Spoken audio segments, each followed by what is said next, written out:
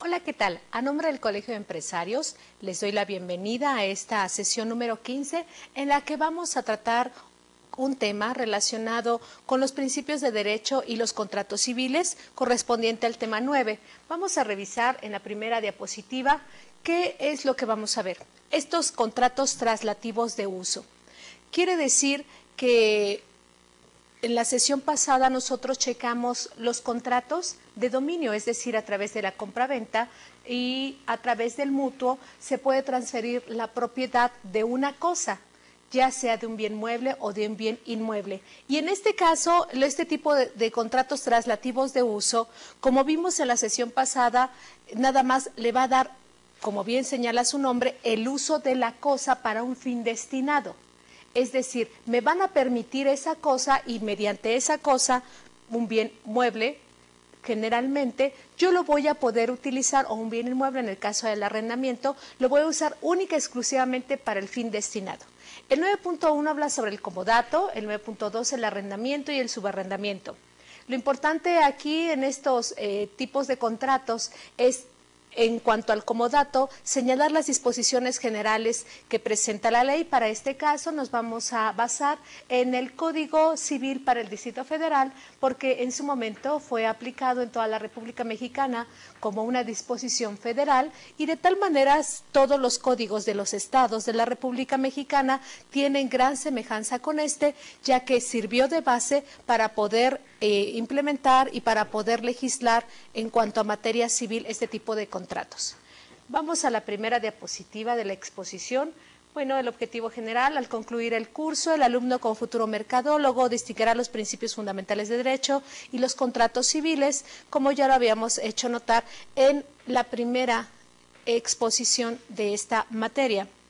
Y aquí el importante señalar que el objetivo particular es que se habrá comprendido el comodato, el arrendamiento y el subarrendamiento, y como un objetivo específico, al término de la sesión se podrá distinguir cuáles son los elementos que van a diferenciar entre un contrato y otro contrato. Es importante que nosotros sepamos cuáles son estos contratos traslativos de dominio y también los contratos de uso, y cuáles son los elementos y las personas que intervienen, cómo se les llama, cuál es el objeto que tiene cada uno de ellos. Vamos a nuestra siguiente diapositiva y vamos a entrar a materia sabiendo que es el comodato. El comodato es un contrato por el cual uno de los contratantes se obliga a conceder gratuitamente el uso de una cosa no fungible y el otro contratante obligación de restituirla individualmente, es decir, te lo doy y tú lo puedes utilizar y después me la restituyes. Cuando el préstamo tuviera por objeto cosas consumibles, solo será comodato si ellas fueran prestadas como no fungibles, es decir, para ser restituidas idénticamente. Esto es muy común, también se puede dar en las áreas comerciales, por ejemplo, en la venta de algún producto, tengo la necesidad de venderlo, pero a lo mejor de consumirlo, y te lo voy a restituir después. Entonces, una de las partes permite y ofrece o en su momento se le solicita este producto, y al momento de solicitarle el producto lo único que hace es restituirlo, y al momento de restituirlo, bueno, se consuma este contrato que es el comodato. Los tutores, curadores y en general todos los administradores de bienes ajenos no podrán dar en comodato sin autorización especial los bienes confiados a su guarda. Quiero hacer hincapié sobre todo en este tipo de contratos, pero en las personas que van a intervenir. Resulta que cuando una persona es señalada y ejecutoriada en una sentencia en la cual se determina que es una persona incapaz por alguna enfermedad, incapaz porque ha sufrido quizás un accidente que no le ha permitido recobrar en su oportunidad todas las habilidades que tenía como una persona, pues obviamente trae como consecuencia que se asista ante un juez de lo familiar y se oferten todos los medios de prueba para determinar cuál es el mal que tiene esta persona. A su vez, el juez va a admitir esta demanda y una vez va a acreditar la personalidad de aquella hombre o mujer que se determine como tutor o tutriz, es decir, quién se va a hacer responsable. Para que exista única y exclusivamente la tutoría de una persona, esta persona sobre la cual va a recaer esta conducta tiene que ser un incapaz, pero mayor de edad. Si no es incapaz, si no es mayor de edad, simple y sencillamente estaremos hablando de una guarda y custodia, que es cosa diferente. La guarda y custodia se diferencia principalmente porque hay menores de edad y la ejercen los padres o los abuelos, algún familiar muy cercano que se tenga, lo va a custodiar. Pero en cuanto a que es una persona mayor de edad y existe esta incapacidad física, intelectual, psicológica de poder realizar sus actividades cotidianamente, estamos hablando de un juicio de interdicción. A esto se refiere justamente.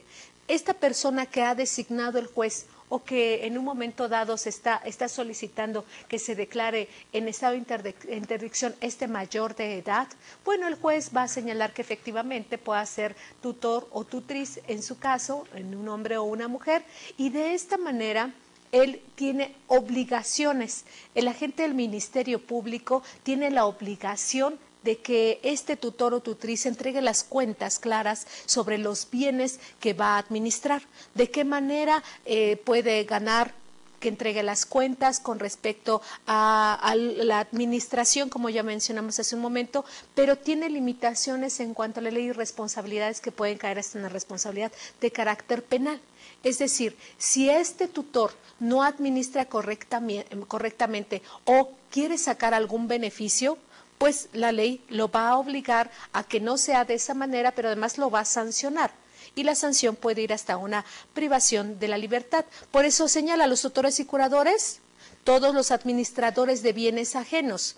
Es decir, si soy administrador de una empresa, de una sociedad, pues aquí hay una limitación. No hay manera de poder dar incomodato sin la autorización especial. En el caso de los administradores, quienes pueden dar en su momento esta autorización sería quizás el representante legal, un apoderado legal, un director general o el gerente general, para que de esta manera se pueda dar incomodato un bien o un superior jerárquico que esté a mi cargo y en su momento solicitarle su autorización y poder facilitar este bien. Pero en el caso de tutores y curadores, forzosamente tendrá que hacerlo el juez. Por lo tanto, se tiene que hacer la solicitud por escrito y una vez que la admita el juez, le dará vista al agente del Ministerio Público porque está representando los intereses de esta persona interdicta y posteriormente nos dirá si puedes hacerlo o no puedes hacerlo, desahogarán las vistas correspondientes los interesados y solamente así y por escrito podrá hacerse este préstamo, este comodato, se podrá dar este bien y bueno, se podrá intercambiar en su momento. Para el caso de que una autoridad judicial tuviese la negativa, tendrá que debidamente fundarlo y motivarlo, decirnos por qué no, en qué artículo señala que no, qué consecuencias puede traer para tales efectos y bueno, de esta manera lo único que trata el Estado es de garantizar los bienes de aquella persona que no tiene la capacidad para poder comprender qué es lo que está sucediendo con ellos. El siguiente artículo señala, sin permiso del comodante, no puede el comodatario conceder a un tercero el uso de la cosa entregada en comodato. Esto es obvio. ¿Por qué? Porque no existe la voluntad. Nosotros debemos de recordar que uno de los elementos para que exista cualquier contrato es la voluntad. Entonces se tiene que manifestar. ¿Cómo se tiene que hacer de manifiesta? Pues ya también vimos en su momento que pudiese ser oral o pudiese ser en su momento escrita, jurídicamente señalada por una autoridad. Entonces, aquí la manifestación de la voluntad del propietario de la cosa, el que tiene la posesión de la cosa, es indispensable para que se pueda dar el comodato si un tercero quiere hacerlo. De lo contrario, simple y sencillamente, pues será nulo porque hay un vicio en el consentimiento. El siguiente artículo señala, el comodatario adquiere el uso, pero no los frutos y accesiones de la cosa prestada. Entonces, nosotros ya hemos visto esta palabra de préstamo, no solamente en el comodato, sino también lo vimos en la sesión pasada. ¿Por qué se llama préstamo? O sea, ¿por qué entonces es un préstamo y obtiene el nombre de comodato? ¿Y por qué no puede ser un mutuo y obtiene el nombre, también se adhiere esta palabra de préstamo? Bueno, pues resulta que en sí es la acción que se está llevando a cabo es prestar algo. nada más que las características de la cosa son diferentes. En el comodato hablamos de bienes que no son fungibles y en cambio cuando nosotros hacemos el mutuo, o sea, llevamos a cabo un mutuo, hablamos de cosas fungibles. En razón al objeto que se va a prestar, adquiere su nombre cada contrato. Así es el derecho. Señala para cada una de las características del objeto un tipo diferente de contrato, a fin y al cabo sea exactamente la misma figura jurídica. En estos tipos de contratos de traslativos de uso, nosotros vamos a ver que el objetivo es ese, simplemente usar por un tiempo determinado un bien. Pero la naturaleza de cada objeto le da el nombre de comodato, mutuo, arrendamiento, subarriendo. Y bueno, esto trae como consecuencia el que nosotros podamos encontrar reiteradamente esta palabra, préstamo, préstamo. Entonces, como señalaba este numeral, única y exclusivamente podrá usar el objeto. Pero si tuviese algún fruto, algún beneficio, pues simple y sencillamente no puedo hacerlo porque el beneficio será única y exclusivamente para el propietario o el que ostente la posesión sobre el bien. En nuestra siguiente diapositiva señala, el comodatario está obligado a poner toda diligencia en la conservación de la cosa y es responsable de todo deterioro que ella sufra por su culpa. Nosotros también en un momento vimos que esta culpa es no haber previsto lo previsible. Es decir, si me dan en comodato algún objeto para que de esta manera yo pueda resguardarlo, pues tengo la obligación de que esta cosa se conserve en buen estado, que su utilidad que le dé sea única y exclusivamente para la naturaleza de la cosa. No puedo utilizarlo quizás para otro tipo de actividades, ni tampoco darle un uso más allá de la capacidad que tiene el objeto. Porque de todas maneras, si sufre algún daño, bueno, tendré que pagar obviamente los daños y los perjuicios que haya ocasionado. Pero habrá cosas de las cuales pues simplemente no se puedan restituir. Habrá cosas que solamente podrán cuantificarse, sin embargo, no podemos restituirlas al 100%, ya que el hecho de restituirlas, como no son cosas fungibles, obviamente va a traer un perjuicio más allá. Aun y cuando paguemos la reparación del daño, aun y cuando cuantifiquemos qué fue lo que sucedió, aún así, de todas maneras, no podremos restituir en su totalidad. Y esto es un aspecto muy, muy importante a tomar en cuenta cuando querramos nosotros celebrar un contrato de comodato. El siguiente artículo señala, si el deterioro es tal que la cosa no sea susceptible de emplearse en uso ordinario, podrá el comodante exigir el valor anterior de ella, abandonando su propiedad al comodatario. Sí, ya no sirve, ya no funciona para nada, lo que yo te presté en su momento, pues ahora pues, me devuelves y me lo pagas. Y es lo que mencionábamos hace un instante. El comodatario responde de la pérdida de la cosa si la emplea en uso diverso o por más tiempo del convenido, aun cuando aquella sobrevenga por caso fortuito. Es decir, bueno, es que la dejé aquí y de repente se la robaron.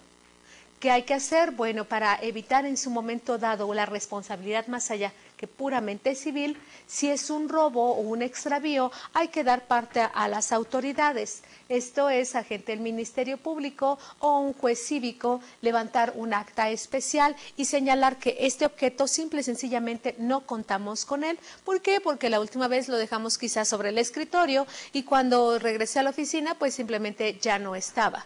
Y estando presentes fulanito, sutanito y manganito. Entonces, de esta manera nosotros trataremos de desligar lo más ampliamente posible la responsabilidad que podamos tener, aun y cuando sí existe una responsabilidad de carácter civil. Pero para evitar una responsabilidad de carácter penal es importante hacer del conocimiento en tiempo y forma. En nuestra siguiente diapositiva dice, si la cosa perece por caso fortuito, ¿a qué entendemos por caso fortuito? Bueno, son hechos de la naturaleza, los cuales nosotros no tenemos control de ellos. Y al no tener control sobre estos hechos, pues no interviene la voluntad. Recordemos entonces la sesión en la que vimos cuáles son los hechos jurídicos y cómo se diferencian de los actos jurídicos. Este sería un hecho jurídico, siempre y cuando se acredite que yo no aproveché este evento de la naturaleza y de esa manera puse en peligro el objeto que me estaban prestando. Puede darse en algún momento que exista en alguna región del país un huracán, se ha avisado que viene un huracán y los vientos a lo mejor tendrán más de 200 kilómetros y de velocidad. Sin embargo, yo aprovecho esta situación y pongo la cosa en riesgo, y al ponerla en riesgo, pues creo que me estoy excusando de esta responsabilidad. Entonces, a principios podrá imaginarse que sí, que efectivamente, cuando llegó este huracán, bueno, lo agarró desprevenido y en su momento la cosa no la pudo resguardar. Sin embargo, es importante que sepamos, en su caso, cómo se fue desarrollando esta conducta que hizo el sujeto que tenía la cosa en préstamo, para que de esa manera sí exista la responsabilidad y podérsela atribuir. De ahí que hay que tomar en cuenta muy bien la intención de uno de los sujetos, de que el comodatario haya podido garantizar empleando la suya propia, o si no pudiendo conservar más que una de las dos, ha preferido la suya, responde de la pérdida de la otra. Es decir, tengo dos cosas que son quizás similares o complementarias una con la otra. Digo, no, pues de que esta se pierda, pues mejor que se pierda y yo la mía, ¿no? Y la resguardo. Sí, obviamente es evidente que preferirá las cosas de uno sobre las cosas ajenas. Sin embargo, se tiene que responder sobre los daños que se tengan, porque si no se responde, no es causa suficiente como para decir, bueno, la cosa que me perdiste, me prestaste, se perdió, se deterioró, ya no la encontré, pero pues lo mío sí, recuperé parte de mi cámara, pero el lente, pues quién sabe dónde quedó. Entonces, ahí sí tendremos que checar muy bien si realmente no existió la manera de poderla sacar, si al momento de regresarse a lo mejor estaba comprometida su vida o su salud, si no podía, los medios que él hizo posible no le permitían en un momento dado rescatar, o que a lo mejor tenía en su posesión única y exclusivamente la de su propiedad y tenía que poner en riesgo para poder ir a rescatar la otra, la ajena. 2506 señala, si la cosa ha sido estimada al prestarla, su pérdida, aun cuando sobrevenga por caso fortuito, es de cuenta del comodatario, quien deberá entregar el precio si no hay convenio expreso en contrario. Hay objetos de los cuales al momento de prestarse es sumamente importante detallarlos en un contrato por escrito. ¿Por qué? Porque de esa manera nosotros evitaremos quizás otra figura jurídica, es decir, un arrendamiento o quizás una propiedad. Para evitar, nosotros siempre pensamos que cuando nosotros llevamos a cabo un contrato con otra persona, existe la buena voluntad. Y nos va a regresar el objeto y lo va a hacer en tiempo y lo va a cuidar y va a resguardar, y su uso única y exclusivamente va a ser para los fines que nosotros pensamos. Pero tenemos nosotros que tomar en consideración que existen en algún momento una controversia entre las partes, y mejor señalamos por escrito cuáles son las características del bien, de qué manera se va a llevar a cabo el objeto, el consentimiento, cuándo lo tiene que entregar, qué va a suceder si no lo hace, porque de lo contrario entonces daríamos pauta a que tuviera la posesión sobre el bien, pero no nada más como un préstamo y a título gratuito. Puede existir, si no lo hacemos por escrito, que la otra persona argumente pues que se la dimos, se la regalamos, y entonces hubo la enajenación, la entrega total del bien, aun y cuando no haya sido. En ese tipo de casos sirve mucho ese contrato por escrito. Igual como mencionamos, un contrato tiene su encabezado, sus declaraciones, su clausulado, el sometimiento que se hace ante la autoridad y las firmas. Por muy absurdo que pudiese parecer, ¿cómo voy a celebrar un contrato sobre este objeto si es único? Si es un objeto sumamente caro, difícil de encontrar, si en su caso es un objeto el cual pues no haya manera de poderse allegar de otro, y si sufre un menoscabo vamos a traer como consecuencia un detrimento grande en nuestro patrimonio, sí es muy importante hacerlo por escrito. No, el exceso de esto no va a traer como consecuencia que, ay, oye, es que cómo es posible que no me tengas confianza. Pues sí, así se han hecho guerras por la confianza excesiva o la falta de confianza. Si la cosa se deteriora por el solo efecto del uso para el que fue prestada y sin culpa del comodatario, no es este responsable del deterioro. Aquí, si existe controversia entre las partes sobre, bueno, es que me prestaste este objeto y al prestármelo se acabó, ya se deterioró, no sirve para ninguna otra cosa más. Y quizás se pueda argumentar, no es verdad el comodante. Yo te presté este objeto y funcionaba muy bien, y es más, no funcionaba solamente para una sola vez, para muchas otras ocasiones.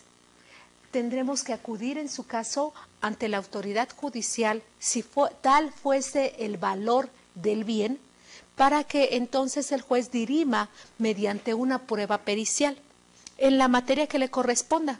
Entonces intervendrá un perito de una de las partes, del comodante y otro del comodatario, y pues cada uno dará su versión a su favor, obviamente, porque son peritos pagados de su parte. Entonces el juez tendrá que designar un tercero en discordia, el cual en su caso podrá definir efectivamente quién de los dos tiene la razón, y en una sentencia ejecutoriada, es decir, firme, podrá señalar si es responsable o no es responsable. De tal manera que también es muy importante señalar en el contrato la calidad, el uso que tiene y la finalidad para la que se debe de utilizar ese objeto.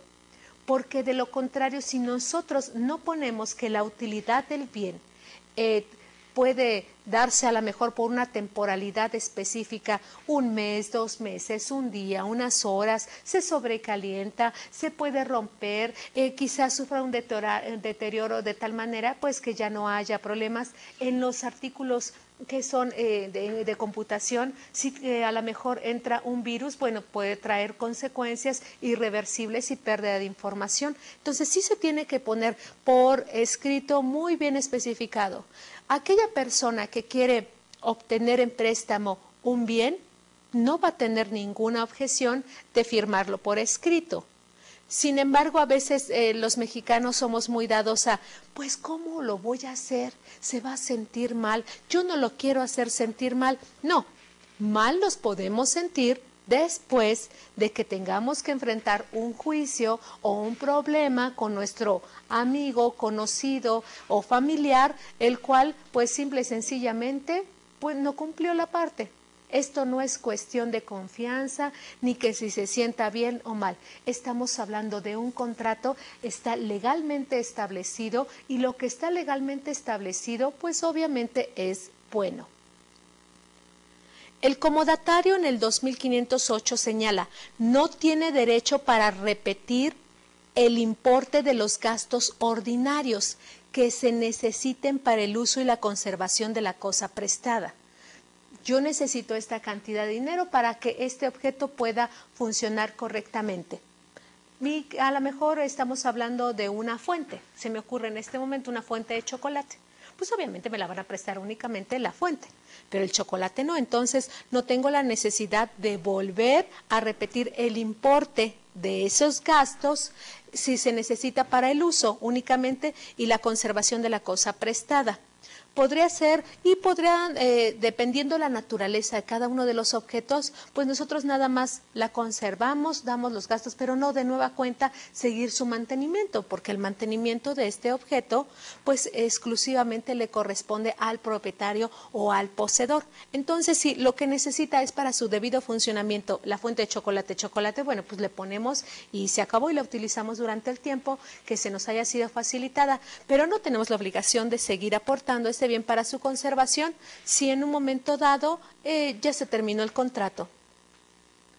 El artículo 2509 dice, tampoco tiene derecho el comodatario para retener la cosa a pretexto de lo que por expensas o por cualquier otra causa le deba el dueño, es decir, cobrarse a lo chino. Yo no puedo decir, sí, voy a retener esta cosa que me prestaste, pero porque te acuerdas que yo te presté en el año tal esta cantidad de dinero y tú no hiciste nada por devolvérmela, pues ahora como ya ha pasado tanto tiempo, más los intereses, más el tiempo que me hiciste perder, más todo lo que dejé de ganar y ya de dar una cuenta tremenda así como de aquí a la esquina, pues ahora me voy a quedar con el bien. Eso no es posible, es ilegal. En el Distrito Federal existe una conducta típica, un delito, en el cual señala que es un encubrimiento por receptación o un robo o un abuso de confianza, todo dependiendo en su momento, el momento jurídico en que se haga la denuncia.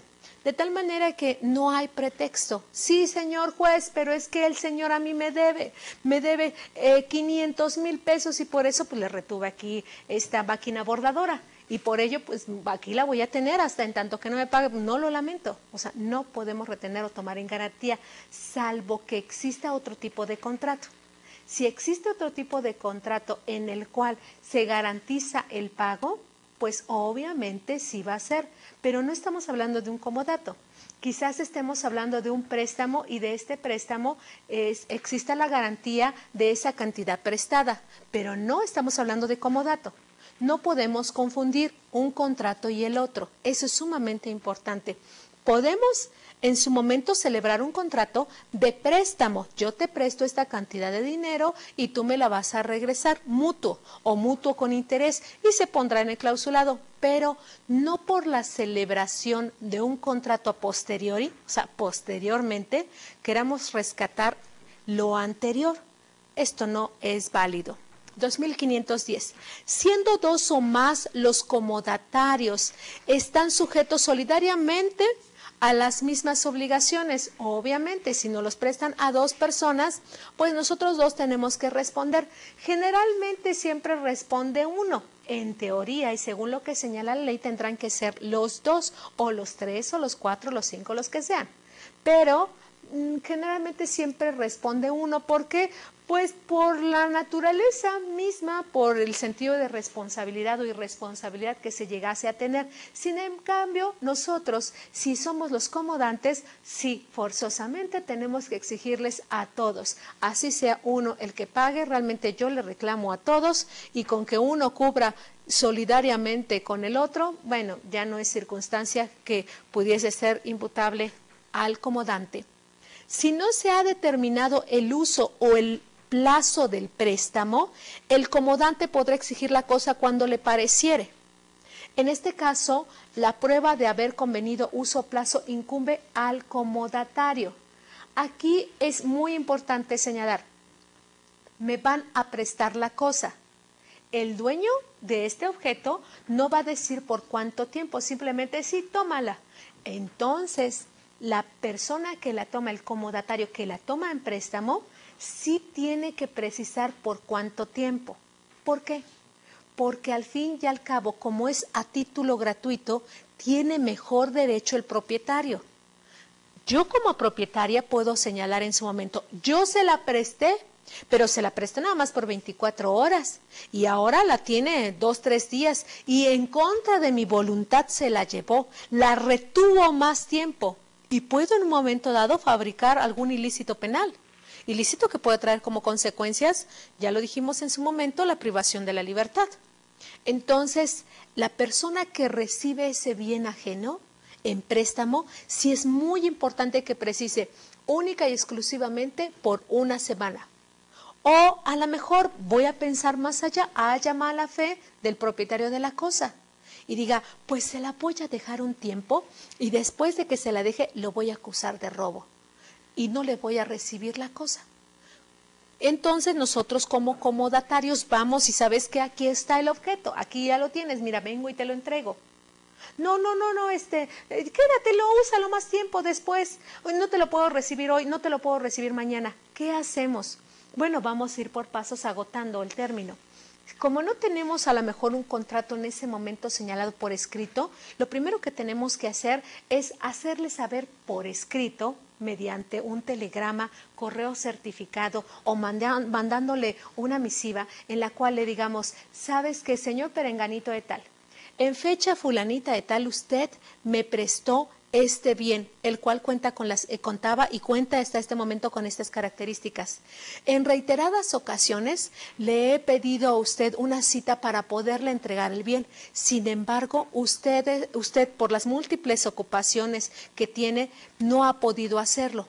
Por lo que hago de su conocimiento que de no hacerse, y ustedes podrán poner en el término de 24 horas, en 2, 3 días, en 5 días, de no recibirme, pondré a disposición de la autoridad judicial competente el bien para que él tome las medidas necesarias y lleve a cabo la entrega respectiva. Y bueno, a lo mejor esto simple y sencillamente en el término no lo hace. Entonces volvemos a mandar correo electrónico, correo certificado, un telegrama, una misiva en la cual le digamos, señor tal, por este conducto, haciendo referencia a mi escrito, a mi correo, a la misiva de fecha tal, hago de su conocimiento que pondré a disposición el bien, esto para evitar toda responsabilidad de carácter civil y penal, y estar en posibilidad de llegar a buenos términos y dar por terminado el contrato de comodato celebrado en fecha tal.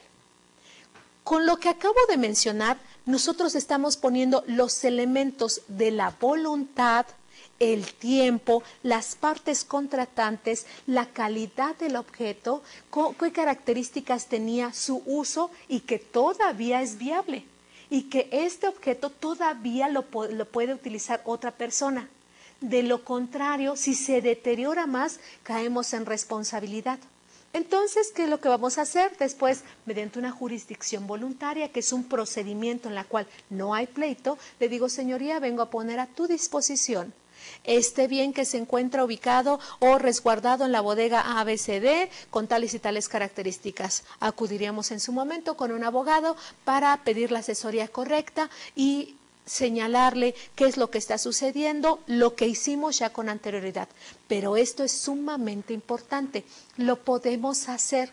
Y es importante que se haga antes de entrar a una litis o estar involucrados en una situación de carácter civil o penal.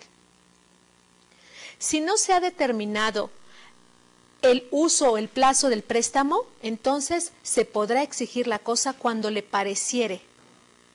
Aquí también tenemos otro problema. Si el comodante nos exige el bien en su momento y nosotros queremos seguir utilizándolo, bueno, aquí tenemos dos opciones. Solicitar que este plazo se amplíe en su momento por escrito o de manera verbal, para que tampoco exista responsabilidad de tener que pagar quizás una renta por este bien. Entonces, sí es muy, muy importante hacerlo. Y quizás hoy lo estamos ocupando y llega y nos lo arrebata. Oiga, pero es que yo había solicitado. De ahí la importancia de hacerlo por escrito, para evitarnos todo tipo de circunstancias y malos momentos. El siguiente artículo. El comodante podrá exigir la devolución de la cosa antes de que termine el plazo o uso convenidos, sobreviniéndole necesidad urgente de ella, probando que hay peligro de que ésta perezca si continúa en poder del comodatario o si éste ha autorizado a un tercero a servirse de la cosa sin consentimiento del comodante. Básico, yo le presté este objeto, yo se lo presté a un amigo, a un vecino, a algún familiar y bueno, lo está utilizando y el dueño de la cosa se da cuenta que efectivamente lo está utilizando y puede decir, venga, yo ya no quiero seguírtelo prestando porque te lo presté a ti y no se lo presté a esta persona. Y puede recogerlo. Puede tomarlo en su momento, pero o puede decir, ¿sabes qué? Yo te lo presté, sí, efectivamente, por un mes, pero tengo una urgencia en este momento y lo voy a ocupar. Y como tiene mejor derecho que nosotros, sí puede disponer en su momento de eso, solamente para ese estado de necesidad. Entonces, también se tiene que poner dentro del clausulado, solamente por estado de necesidad se podrá disponer del bien. El siguiente artículo, si durante el préstamo el comodatario ha tenido que hacer para la conservación de la cosa algún gasto extraordinario de tal manera urgente que no haya podido dar aviso de él al comodante, este tendrá obligación de reembolsarlo. También se tiene que estipular, porque la urgencia se atiende única y exclusivamente a la conservación del bien. Para conservar el bien era necesario poder rentar una cámara frigorífica. ¿Y sabes qué? Renté esa y lo único que existía es de que me cobraron X cantidad de dinero. Porque, oye, pero generalmente no cobran eso. Bueno, según las circunstancias y la hora que era y el día, pues lo único que pude encontrar. Entonces, pues de tal manera que me tienes que remunerar esta cantidad. No, pues sabes que no me pediste autorización y por eso pues, no te voy a remunerar absolutamente nada, ya hazle como quieras. Bueno, entonces tendremos que irnos a una litis para que el juez en su momento la pueda restituir. Pero ¿qué pruebas tenemos nosotros que ofertar para el caso de que tengamos que acreditar que efectivamente era un estado de necesidad? Bueno, si era necesario la conservación de la cosa y atendiendo a la naturaleza de la misma, si nos dan factura sobre el bien o servicio, perfecto. Si nos dan en el momento dado una nota de revisión, bien. Y si no, bueno, cuando menos con 2 testigos, pero ni una ni la otra ni esa. Entonces, ¿qué es lo que vamos a hacer? Pues podemos tomar las fotografías de ese momento, del deterioro, cómo se encontraba, o filmarlo. Si no tenemos la manera de eso, bueno, entonces sí tenemos que tomar otro tipo de medidas que serán pues únicamente la manifestación que hagamos. Pero es importante siempre tener medios de prueba para acreditar lo que estamos haciendo. ¿Todos los medios de prueba son válidos? Sí, sí son válidos. Las videograbaciones, pues sí, porque a lo mejor en ese momento pues no existía de otra manera de poderlo acreditar. Ya la legislación se ha moldeado y la Corte ha señalado que sí son válidas este tipo de pruebas. Vamos a la siguiente diapositiva. Cuando la cosa prestada tiene defectos tales que causen perjuicios al que se sirva de ella, el comodante es responsable de estos, si conoció los defectos y no dio aviso oportuno al comodatario. Se me ocurre en este momento, me hicieron favor de prestar una máquina y con esta máquina voy a elaborar cierto trabajo, pero al momento de echarla a andar, empieza quizás a echar tanto humo, que empieza a contaminarse la casa, mi hijo quizás se empieza a enfermar, empiezan a toser, se empieza a llenar, se empieza a ensuciar este lugar de este humo, porque además es así, es grasoso y bueno, total de que me causó un daño tremendo el habérselo pedido prestado. Y el comodante llega, recoge su máquina y, pues, ni modo, tú ya sabías, no, espérame. Cuando yo te pedí prestada esta máquina no arrojaba esta cantidad de humo y mira todos los desperfectos que me ocasionó. Es más, hasta mi hijo lo tuve que llevar al médico. Bueno, pues es tu problema. Tú quisiste prestármela. Bueno, si sabía en su momento, si nosotros podemos acreditar que el comodante sabía que el bien no estaba bien, sí podemos reclamarle que nos reembolse esa cantidad de dinero que nosotros en su momento pues tuvimos que gastar. ¿Por qué? Porque de lo contrario pues vamos a tener un momento dado problemas, porque hay un detrimento en mi economía debido a que él sabía y aún así me la prestó. El siguiente artículo señala, el comodato termina por la muerte del comodatario. Obvio, pues ya no se la tengo que prestar a alguien, pues ya no hay manera. Vamos a ver uno de los contratos que más tienen uso en todo el país y en todo el mundo, que es el arrendamiento. Todos hemos sabido y en algún momento hemos tenido contacto con alguien que está celebrando un contrato de arrendamiento. Esta primera parte de este contrato la vamos a revisar según lo establece la ley. Y la segunda parte de este contrato vamos a irnos a un caso más práctico y con ejemplos. ¿Por qué? Pues porque nosotros los aspectos fundamentales del arrendamiento los tenemos que ver justamente como señala la ley. Pero los demás, como hemos tenido un poco más de contacto con ellos, pues única y exclusivamente en la siguiente sesión hablaremos sobre algunos ejemplos. Dice, el arrendamiento es un contrato mediante el cual las partes contratantes se obligan recíprocamente, una a conceder el uso o goce temporal de una cosa. Recordemos el jus utendi, abutendi, fruendi. Entonces, este tipo de derechos que señalaban los romanos, aquí nada más tenemos uso y goce, pero temporal, un tiempo muy determinado. De una cosa y la otra, a pagar por ese uso o goce un precio cierto, de bienes muebles, de bienes inmuebles. El arrendamiento de inmuebles destinados a casa, habitación, departamentos, casas, fincas, no podrá ser menor a 1 año. El arrendamiento de inmuebles destinados al comercio o a la industria no podrá exceder de 20 años. ¿Por qué no puede exceder de 20 años? Porque el legislador así lo señaló. Entonces, bueno, vamos a ver bien los principios que habla acerca del arrendamiento. La renta o precio del arrendamiento puede consistir en una suma de dinero o en cualquier otra cosa equivalente, con tal de que sea cierta y determinada. Cierta y determinada. Es que yo le iba a hacer el favor de ayudarle en lo que yo podía a cambio de la renta. Ayudarle en lo que podía no es una cosa cierta ni es una cosa determinada. Es que yo le voy a hacer los favores que él me pida a cambio de que me deje vivir. No es cierto ni es determinado. O sea, aquí sí no puede existir el arrendamiento. Pero yo tengo que elaborar en su empresa gratuitamente para que él me deje vivir donde estoy viviendo. O es una prestación que estoy obteniendo como trabajador o en su caso, efectivamente existe un arrendamiento. Sí tenemos que tener mucho cuidado en esto. O es que él me dejó vivir en la casa, entonces me dio permiso de quedarse por 2, 3 días y ya lleva 1 año y no se va. No existe arrendamiento. ¿O sí existe arrendamiento? Aquí señala muy bien este artículo que se tenga que dar una cosa cierta y determinada.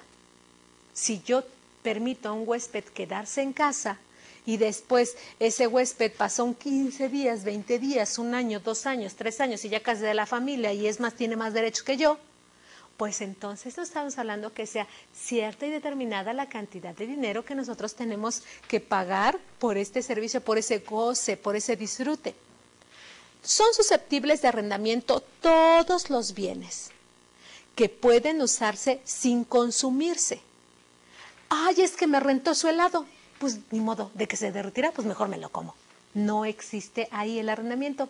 O es que dejó aquí esta pizza tan rica, me la rentó por un ratito y ni modo. No, tampoco, no, que se consuman en solo momento, pero no solo los alimentos se pueden consumir en un solo momento.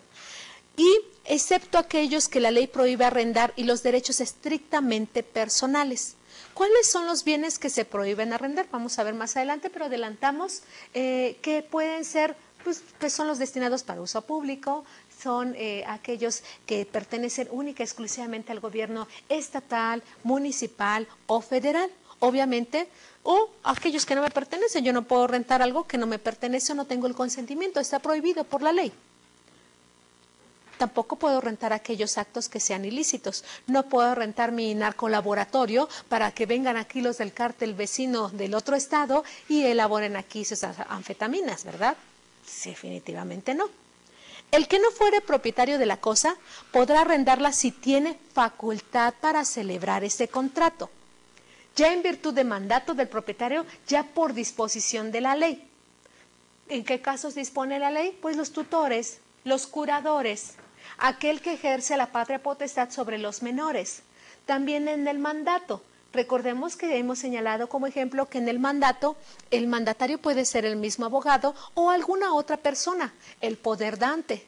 También puede dar esta facultad al apoderado legal para que vaya en su nombre y representación y celebre este tipo de contratos, un representante legal de una empresa o aquel que le haya dado exclusivamente esa facultad de hacerlo. Si no es de esta manera, bueno, simple y sencillamente habrá nulidad o inexistencia.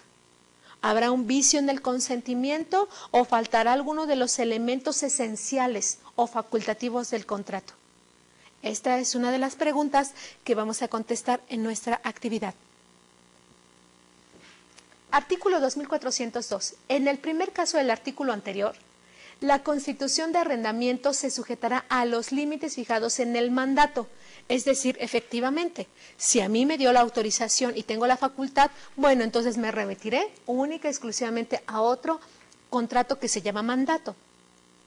De conformidad con lo previsto por los artículos, y aquí señala en dónde está mencionado el mandato. No puede arrendar el copropietario de cosa indivisa sin consentimiento de los otros copropietarios. Si tenemos una cosa la cual por su naturaleza no puede ser divisible y somos varios los propietarios, pues uno de los copropietarios, pues no puede decir, pues yo la renté. Oye, pero con autorización de qué, pues yo también tengo parte y yo también tengo el derecho de poderla rentar y obtener un beneficio. Además, ¿fue en beneficio de los demás? Sí, pero pediste autorización de los demás y dimos el consentimiento. Pues ¿qué con el mío no basta? No, claro que no, porque somos varios los propietarios de este bien. Así que, pues como existe esa falta de consentimiento por parte de todas las personas que ostentamos este derecho, simple y sencillamente hay nulidad. Se prohíbe a los magistrados, a los jueces y a cualesquiera otros empleados públicos tomar en arrendamiento por sí o por interpósita persona los bienes que deban arrendarse en los negocios en que intervengan. Obviamente. ¿Por qué? Pues porque va a tener interés el señor juez o la señora jueza en que ese asunto se determine de una manera o de otra. Obviamente ninguna autoridad debería de hacerlo. Obviamente esto señala la ley y es en teoría. En la práctica sucede eso y más definitiva totalmente. Quizás ustedes, a algún primo de un amigo les haya contado en su momento esta situación. Sí sucede, frecuente, sí puede suceder. Se prohíbe a los encargados de los establecimientos públicos y a los funcionarios y empleados públicos tomar en arrendamiento los bienes que con los expresados caracteres administren. Encargados de establecimientos públicos. Existen en la Ciudad de México algunas delegaciones, varias, pero justamente hay dos que les gusta hacer fiestas cada vez que hay un santo, cada vez que hay una celebración especial. Y yo no comprendo por qué no leen todas las mañanas antes de esa fiesta este artículo. Se prohíbe a los encargados o funcionarios y empleados tomar en arrendamiento los bienes. Se pone esa feria y entonces prestan, dicen, o dan en arrendamiento un pedacito para la venta, a lo mejor que les gusta de algunos alimentos, de algunos juegos, y son los primeros que tienen los mejores lugares. O la tía o la abuelita, y de repente lo empiezan a usar. Eso es el menor de los casos. Hay quienes por este uso se ven beneficiados. El señor delegado está cobrando tanto por permitir, o el señor presidente municipal o el síndico ahora está cobrando esto porque les rente. Pues no son de ellos, no son de ellos, no tienen por qué dar en arrendamiento algo. También aquí, algo que quiero señalar y que se da y realmente no le pertenece a aquellos líderes. Porque te pongas aquí en este lugar, a mí me pagas de renta tanto diario. Y si no, te echo a la autoridad y te corren de este espacio. Y ahí tienes a las pobres mujeres u hombres que venden sus artículos y que tienen que pagarle a este líder, pues una cantidad diaria. ¿A cuenta de qué? ¿A cuenta de qué y por qué? Está prohibido en la ley, pero les conviene. Y bueno, vemos cómo han crecido. El contrato de arrendamiento, señala el siguiente numeral, debe otorgarse por escrito. La falta de esta formalidad se imputará al arrendador y en su caso dará derecho al arrendatario a que demande cuando por virtud de tal omisión cause daño o perjuicio, siempre que estos sean consecuencia directa de aquella. Qué enredadera de palabras, pero en pocas palabras quiere decir que quien tiene la obligación de dar este contrato es el arrendador, el dueño, el poseedor de la cosa. tiene que darme este contrato por escrito. Al darme este contrato por escrito, si no me lo da, es responsabilidad de él, no es responsabilidad mía. Oiga, no me dio, bueno, él tiene la obligación, vamos a ver más adelante hasta cuánto tiempo se puede en un momento dado darse este contrato, y si no, obviamente se tiene por aceptado tácitamente porque hubo ese consentimiento. Ay, yo no le voy a dar el contrato porque si no le doy el contrato, pues así lo puedo sacar cuando quiera. No, se equivocan, no es así. El contrato de arrendamiento no se rescinde, no se acaba, se termina, se rompe. Ya parezco una comentarista, ¿verdad?, de televisión que ocupa muchos sinónimos para decir lo mismo. Por la muerte del arrendador ni el arrendatario, salvo convenio en otro sentido. Fácil y sencillo. Si se muere la persona que me está rentando el bien, pues yo tengo la obligación, y si está casado, pues de que la esposa y los hijos permanezcan en el bien. ¿Por qué? Porque así lo señala la ley. Entonces, y si se muere la otra parte, el señor que me estaba rentando a mí, el dueño, pues también los que en un momento dado ejerzan derechos sobre lo que dejó, tienen la obligación de seguirme respetando ese contrato. Por eso es importante en su momento que se haga por escrito, para las dos partes. Pero si no, bueno, entonces existirá la voluntad y de todas maneras subsiste este contrato. Si durante la vigencia del contrato de arrendamiento por cualquier motivo se transmitiere la propiedad del inmueble arrendado atendiendo a lo dispuesto, y aquí señala en qué artículo, el arrendamiento subsistirá en los términos del contrato respecto al pago de rentas. El arrendatario tendrá obligación de pagar al nuevo propietario la totalidad de las rentas adeudadas. Vamos a ir por partes en este artículo. Durante el tiempo que a mí me están rentando un bien, durante este tiempo, pues yo quiero adquirirlo. ¿Sabe qué? Pues ya tengo el dinero para poderlo adquirir. Este es el primer hipotético que nos señala el artículo. Atendiendo a lo dispuesto, y aquí nos señala a qué artículo, el arrendamiento subsistirá en los términos del contrato. Es decir, si hubo un contrato, ya sea verbal o por escrito, va a seguir vigente este contrato. Respecto al pago de las rentas, o sea, respecto a la renta que yo estoy cubriendo, tendrá obligación de pagar al nuevo propietario. Es decir, aquí tenemos otro hipotético. Si en su caso nosotros queremos adquirir el bien, bueno, terminamos nuestro contrato, damos por concluido y podemos adquirir el bien. Pero si un tercero adquirió el bien, es decir, vendieron el edificio, ahora tenemos nuevo dueño. Ese es al hipotético que se está refiriendo. Pagará al propietario el total de las rentas adeudadas y las que se causen de conformidad a lo establecido en el contrato. O sea, yo ya le debí, pero le debía al otro dueño. Pues a este nuevo dueño también le sigo debiendo y le pago lo que le debía al otro, aunque ya no esté. A su vez, el arrendador tiene la obligación de notificar de manera fehaciente, o sea, que no haya lugar a dudas. Pues le dejé un papel ahí pegado, le puse en la puerta. Oiga, ¿pero en qué puerta? En la puerta ahí donde guardan los coches. Oiga, pero pues, eso está del otro lado de la manzana. Pues, ¿qué no la vio? No, pues yo no tengo coche, señor. Pues ahí lo dejé. Pues usted, ¿por qué no tiene coche? Tiene la culpa. Yo ahí lo dejé. Entonces, no, de manera fehaciente. Al arrendatario de inmediato que le han otorgado el correspondiente título de propiedad para estar en aptitud de reclamar el pago de rentas. ¿Cuántas veces nosotros no hemos sabido que el dueño de un inmueble se muere? Y de repente llega el más abusado, la más abusada, y dice, yo soy la esposa y vengo a reclamar las rentas. Pero dice, señora, ¿y usted no era la rubia aquella despampanante que venía con...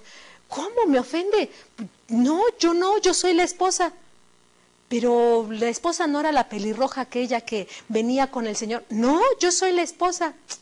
Y la otra chaparrita con los niños tampoco. No, pues a lo mejor era la esposa, pero entonces te tiene que acreditar con qué documentos ella tiene esa personalidad jurídica para reclamar las rentas. Quién sabe cuántas hayan sido, ¿no? Pero pues que vaya la que realmente conforme a derecho la buena, que conforme a derecho tenga el derecho para reclamarla, valga la redundancia. Para estar en aptitud de reclamar el pago de rentas, aun cuando el arrendatario manifieste haber pagado por adelantado. No creo que salgan con ese cuento. Aquí En este país, en otros podría ser, pero pues aquí no, aquí somos bien honestos. Haber pagado por adelantado, la de rentas aparezca expresamente estipulado en el contrato o lo acredite con los recibos de pago correspondiente. ¿Podrá ser? Sí, aquí tengo mis contratos, mírenlos. Aquí tengo mi recibo y yo estoy al corriente, puede darse. Si la transmisión de la propiedad se hiciere por causa de utilidad pública, ¿cuántas cosas vienen a la memoria? ¿Cuántos inmuebles se han expropiado señalando que es de utilidad pública? Muchos. El contrato, sea verbal o escrito, se rescindirá, pero el arrendador y el arrendatario deberán ser indemnizados por el expropiador. Hay quienes todavía siguen esperando ese pago de indemnización y se tiene que esperar hasta la siguiente partida presupuestal, porque pues no hay. En los términos y conforme a lo que establezca la ley respectiva. El segundo, con un monto equivalente a 6 meses de renta. Bueno, siempre y cuando compruebe haber habitado el inmueble al menos por 1 año. Además, el arrendatario tendrá derecho a que se le indemnice con el importe de las mejoras que acredite haber realizado con el inmueble. ¿Y si ya lo van a expropiar? ¿Cómo voy a, y sobre todo estos operativos que se ponen alrededor y que no me dejan pasar ni para poder sacar ni mi cepillo dental? ¿Cómo voy a acreditarlo? Bueno, se las tienen que ingeniar. Que acredite cuando haber realizado en el inmueble arrendado, siempre y cuando sean necesarias y se hayan efectuado durante los últimos 6 meses. O sea, hasta con un peritaje. Pareciera medio complicada la ley, es verdad, pero tengo que acreditar que cuando menos fue en 1 año. Y también señala, los arrendamientos de bienes del dominio público, volvemos a este ejemplo que habíamos señalado sobre algunos delegados del Distrito Federal o de establecimientos públicos, estarán sujetos a las disposiciones del derecho administrativo y en lo que no estuvieran a las disposiciones de este título. Si surge en algún momento esa duda de que, ¿tendrá realmente razón? ¿Me estará diciendo la verdad? Vayan y pregunten a las autoridades administrativas cuando se haga algún festejo de este tipo y digan, oiga, ¿qué es lo que señala la ley administrativa y cuál es la ley aplicable para el caso de que ahora el señor que tenía su puesto de tepache aquí al lado tenga el derecho de pagar la renta correspondiente? Les van a contestar, ¿qué? Pues simplemente, ¿cuál es? Sí, aquí señala la ley que usted tiene la obligación de saber cuáles son las disposiciones que vamos a aplicar. ¿Por qué me está usted cobrando la renta? Si les contesta, mire usted, el título tal del capítulo tal del Código Civil para el Estado señala lo siguiente y empieza a recitarles y a su vez también en derecho administrativo se señala en esta legislación que habrá, no, si es así, ¡guau! ¡Guau! Será estupendo y hasta lo pueden subir por internet y ser famosos, pero si no es en ese tipo, pues vamos a tener realmente un pequeño problema al respecto. Bueno, nosotros hemos aprendido qué es el arrendamiento, hemos aprendido qué es el comodato, hemos aprendido en su momento cuáles son las facultades que tiene cada uno de ellos y de esa manera nosotros ahora podemos distinguir. Todos se parecen, mutuo, comodato, arrendamiento. Lo único que diferencia el préstamo para ese goce y disfrute o disposición del bien únicamente va a atender a la naturaleza del objeto. ¿Qué es lo que me están prestando? Eso hace la diferencia y también tiene determinadas obligaciones, determinados derechos las personas que van a intervenir. Hemos revisado cuáles son las consecuencias, qué es lo que establece la ley y hemos puesto también algunos de los ejemplos en los cuales nosotros vemos que no se lleva a su total término y cumplimiento lo que señala. Pues bien, a nombre del Colegio de Empresarios, les doy las gracias por su atención a esta sesión y espero contar con su presencia en la próxima. Hasta luego.